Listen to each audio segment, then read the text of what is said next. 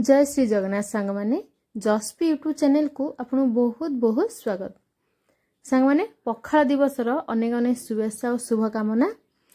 देखंतु मु एठी पोटल गोटा भजा करी तो से पोटल प्रथमे भल भाव धोईदेवा आ गोटे छुरी साहाय्य पोटल को मझिरे काटिबा, पूरा काटिबेनी।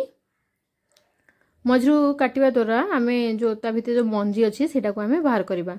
एमती गोटे स्पून साहाय्य जो भितर अच्छी मंजी ताकू बाहर करदबा। देखंतु एठी मु सब काटिकी तार मंजी को अलग कर देछि आ मंजी को फोपाड़बानी आमे स्टफिंग रे यूज करबा। पोटल गोटा भजा पे प्रथमे आमे पोटल को सिजेबा तो सेथि पे गोटे पैन रे गोटे ग्लास पानी नेकिरी अल्प लूण दबा और सेथिरे जो काटिकी रखिथिले जो पोटल से सब देकी सिजेबा। पोटल सिजुथिबा भितरे आमे तार स्टफिंग रा प्रिपेयर करबा। तो सेथि पे गोटे कढ़ाई रे तेल नबा, जीरा सोरिषर फुटण दबा, कंचा लंका, रसुण आउ अदा, हलदी आउ पियाज ए सब देई टिके भाजीबा। भाजी आसला परे आमे जो रखिथिले बाहर करी मंजी पोटलर मंजी से सब देई टिके भाजीबा। टिके भाजी आसला परे स्वाद अनुसार लूण, जीरा गुंड, धनिया गुंड, मसला गुंड आ मु एठी स्टफिंग रे आलू को यूज करछि। तो दीटा आलू को सिजेई रखिथिली से सब देई भल भाबरे मिसेइबा। देखंतु एठी हमर पोटल भी सिझिलानी, या बाहर करी अलग करी रखिदबा। आ आम आलू स्टफिंग मध्य रेडी हेसलानी। पोटल और आलू को ठंडा हबा टिके दबा। देखंतु एठी पोटल और आलू एकदम पूरा ठंडा हेसलानी।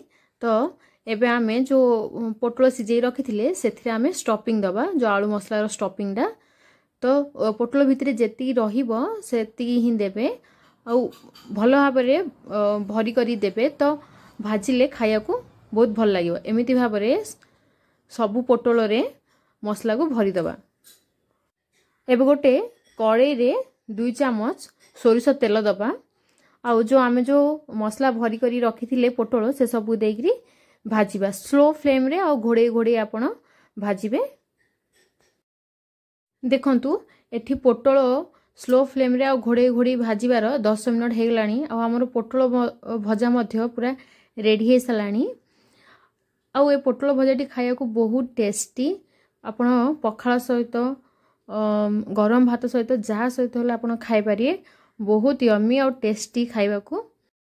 एही पोटल भजाटी सतरे देखिबा को जेमती आ खाया मध्य ठीक सेमती टेस्टी थिला। आ पखाल दिवस रे मु जेहेतु या को बनेइथिली गोटे कंसा जगह रे 2 कंसा भात आपण निहाती भाबरे खाइ देबे।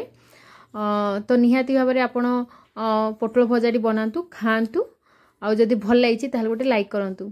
आज पे रहूची। जय श्री जगन्नाथ।